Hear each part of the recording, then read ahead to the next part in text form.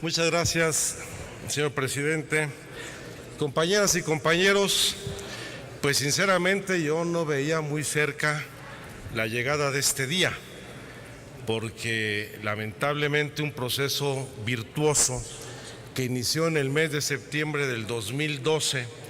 cuando diversos grupos parlamentarios presentamos unas iniciativas para hacer la reforma constitucional en materia de transparencia y derecho a la información,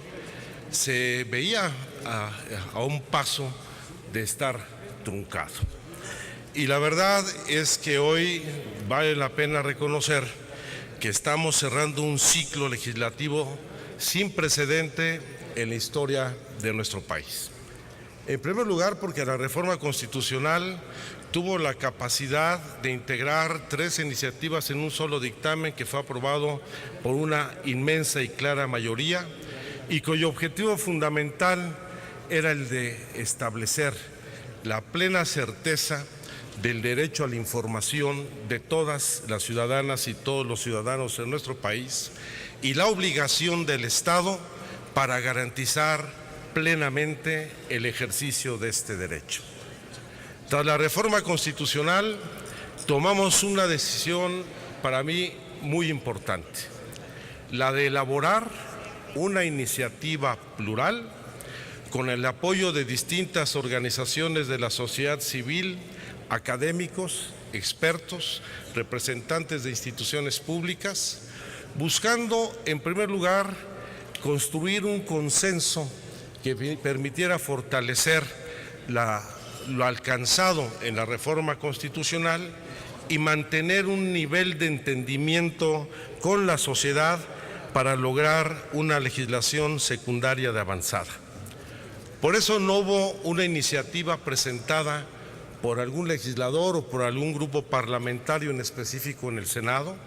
sino se decidió integrar un grupo redactor plural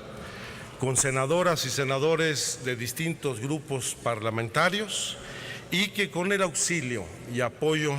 de distintas personalidades y organizaciones dio como fruto una iniciativa, o mejor dicho, 2 iniciativas que ya fueron aquí presentadas, tanto de la Ley General en materia de transparencia y acceso a la información que estamos discutiendo, como la próxima que tendremos que dictaminar, que es la Ley Federal en materia de transparencia y acceso a la información. Y fueron muchos días de trabajo. Ya lo señalaba el senador Pablo Escudero, más de 300 horas de discusión en los equipos técnicos, aunque yo digo fue un proceso que ha durado 2 años y medio. Y debo reconocer, a nombre de los presidentes de las comisiones dictaminadoras y los miembros del grupo redactor, las aportaciones de distintas organizaciones de la sociedad civil, como el Colectivo por la Transparencia, la Red por la Rendición de Cuentas, por México Infórmate, por Fundar, a la oficina, en particular la oficina del Alto Comisionado de Naciones Unidas en materia de derechos humanos, a distintas instituciones públicas, en particular al IFAI, con quien hemos cometido una injusticia en el dictamen al no haber incorporado en la exposición de motivos el hecho de que ellos nos presentaron una iniciativa, una propuesta de iniciativa. Espero podamos enmendar ese error y reconocer esta aportación del IFAI, y a muchos especialistas, con el siempre riesgo de dejar a alguien fuera. Quiero reconocer los apoyos de Ana Ruelas, de Gabriel Morales, de Natalia Calero, de Renata Terrazas, de Manuel Puanché, de Manuel Esparza, Guillermo Noriega, Lourdes Morales, Justín Dupoy, Alan García, Omar Gómez, que participaron en el grupo de la sociedad civil que acompañó la elaboración de la iniciativa. Debo reconocer también al equipo técnico plural, que son asesores especialistas en el tema de distintos grupos parlamentarios, a Edith López, a Eduardo Sánchez, a Dante Preiser, a Haskell Rivera, a Martín Fuentes, a Marlene Magallanes, a Pedro Plata y a Leida Tobar, así como al grupo técnico del grupo parlamentario del Partido de la Revolución Democrática, que conformado por Estefanía Hernández, Blanca Báez, Emilio Saldaña, David San Mamés, Sergio Arias, Enrique Dupré, David Fonseca y Óscar Padilla. Y en particular a los presidentes y a quienes nos acompañaron en el grupo redactor, el diputado Pablo Escudero, el senador diputado anteriormente Pablo Escudero, a la senadora Cristina Díaz, a la senadora con licencia Arely Gómez, que participó en esos 2 años y fracción, a la senadora Laura Rojas, por supuesto, en todas sus aportaciones, que hoy nos dan un resultado muy significativo, porque la tentación de regresión que enfrentamos en diciembre afortunadamente se revirtió. Y hoy tenemos un dictamen que presenta una Ley General de Acceso a la Información Pública, que es derivada de este trabajo colectivo, pero que fortalece el objetivo que nos planteamos con la reforma constitucional de garantizar el derecho de los ciudadanos a acceder a la información pública, estableciendo con toda precisión los principios, las bases generales y procedimientos que permitan garantizar el ejercicio de este derecho, y así como las obligaciones a que toda autoridad, entidad,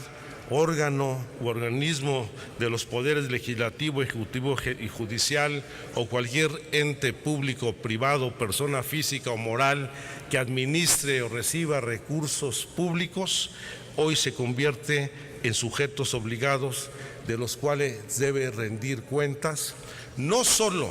hay que destacarlo, del manejo de recursos públicos, sino de los actos de autoridad que en el ejercicio de sus facultades ejerce. Y para ello, la responsabilidad fundamental reside en el Estado, quien hoy debe ser el garante fundamental del acceso a la información. Yo creo que hubo debates que tensaron en ocasiones la discusión,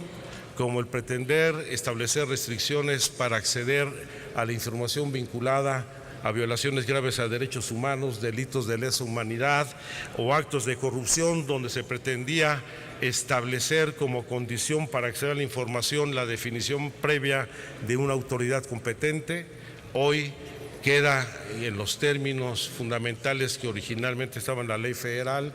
aunque estamos conscientes de que esto lo resolverá la Suprema Corte de Justicia, ya que hay una controversia en estos momentos presentada en ella,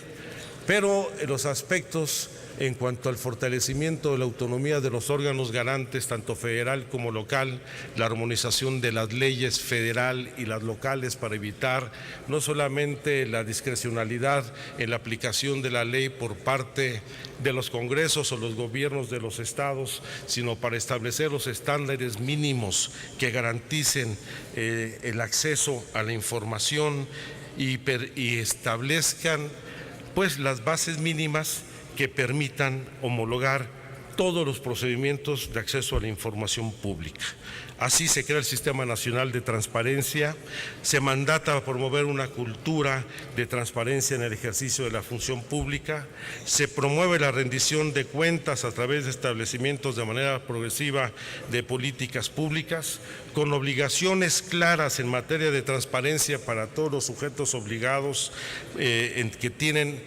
de responsabilidades claramente definidas, tanto las comunes como las particulares. Estamos hablando de cerca de 43 obligaciones comunes a todos los sujetos obligados, con especificidades para el Poder Legislativo, para los partidos políticos, para los sindicatos, para lo que son todos los temas vinculados con los asuntos energéticos. Y esto evidentemente va a traer cambios significativos, porque conoceremos, además del manejo de los recursos y la instrumentación de las políticas y programas públicos,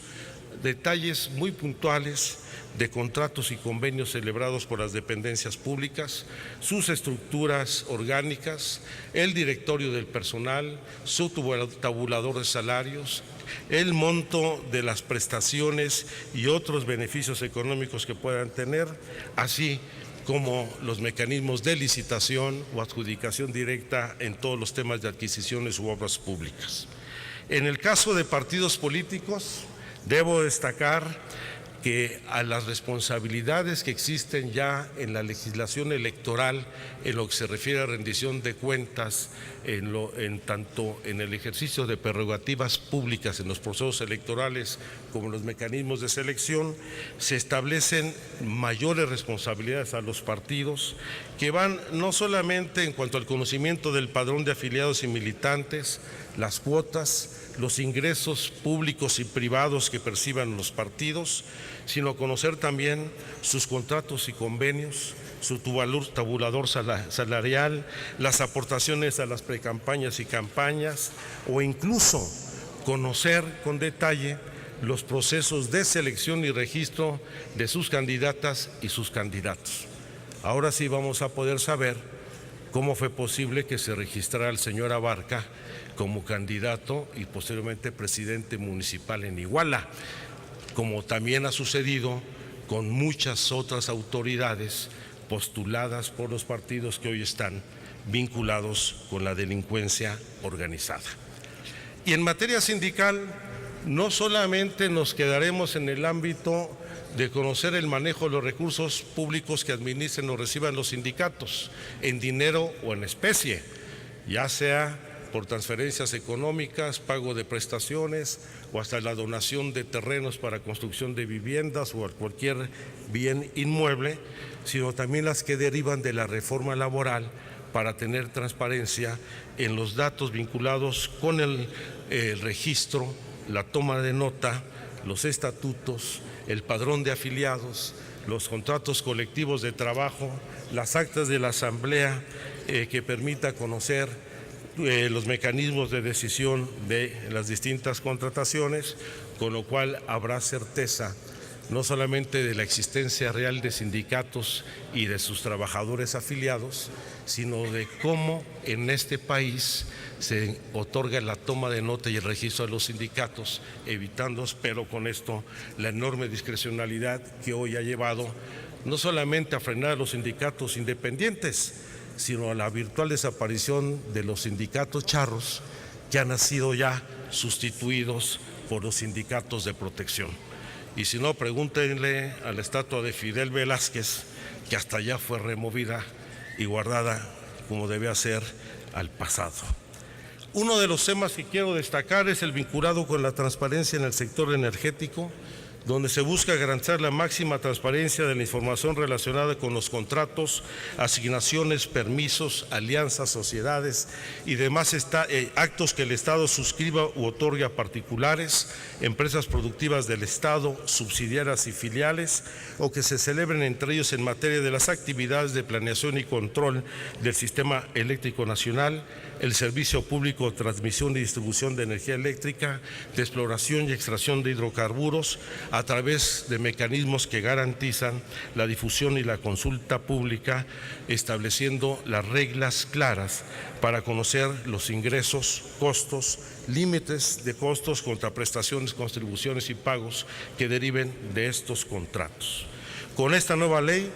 todos los fideicomisos públicos y privados serán sujetos obligados directos y cuenten o no con estructura administrativa, el fideicomitente será responsable directo de entregar la información al respecto. En materia de información clasificada debe destacarse un debate que sostuvimos respecto a la prevalencia de la ley y la existencia de la prueba de daño, la cual tendrá que acreditarse ante cualquier solicitud de los ciudadanos y que en caso de que se haya reservado o clasificado la información por parte de alguna autoridad,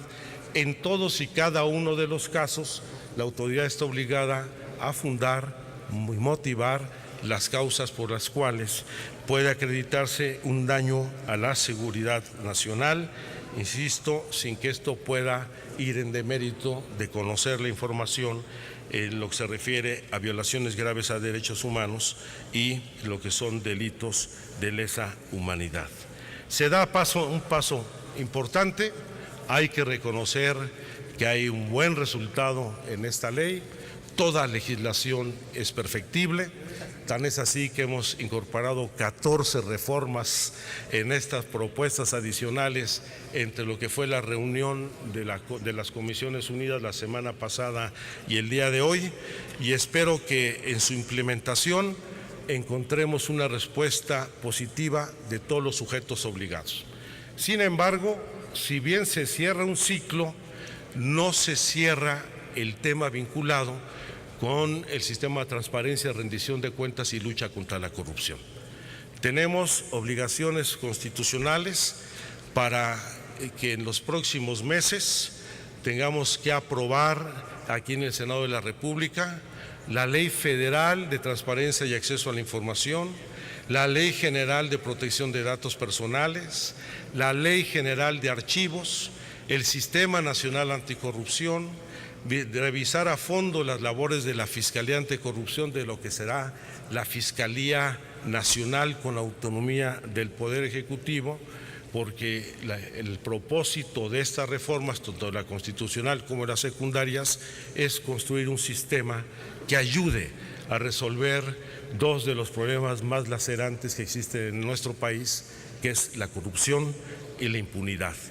Y si bien las leyes no garantizan que estas prácticas se erradiquen, el crear los instrumentos para que los ciudadanos accedan a la información y puedan hacer ejercible su derecho a que la autoridad le rinda cuentas, contribuirá a crear una nueva cultura política en donde la participación de los ciudadanos es la fundamental. Agradezco a Pablo Escudero, a Cristina Díaz, por supuesto a los miembros de la Junta de Coordinación Política que hasta hace unos minutos estuvimos arrastrando el lápiz. Espero que sea para bien, así lo considero, este trabajo, y pues por fin cerramos esta primera etapa con un buen producto legislativo que esperamos sea plenamente compartidos en la Cámara de los Diputados. Muchas gracias a todos ustedes. Gracias, senador Encinas. Lo felicitamos.